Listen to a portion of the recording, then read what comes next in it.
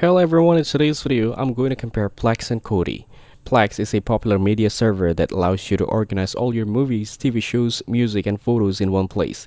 It offers polished apps across multiple devices and supports remote streaming, letting you access your media library from anywhere. Plex also provides user-friendly features such as automatic metadata tagging, curated libraries, and live TV with DVR functionality.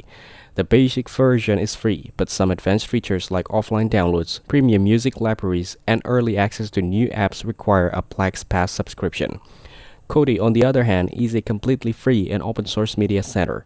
It is highly customizable and supports a wide range of add-ons, making it ideal for users who want full control over their media experience.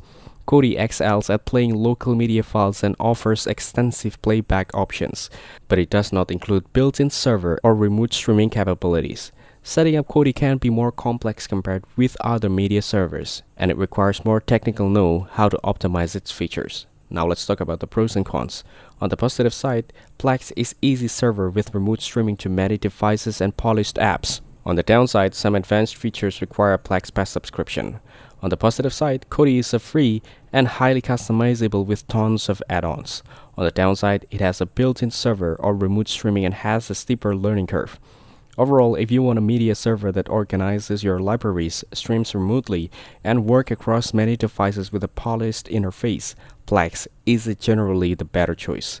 If you prefer a free, highly customizable local media center and don't need remote streaming, Kodi is a great fit. For most people in 2026, Plex will best for remote streaming and multi-devices access, while Kodi is ideal for local playback and deep customization. That's it, thanks for watching, don't forget to like and subscribe for more videos.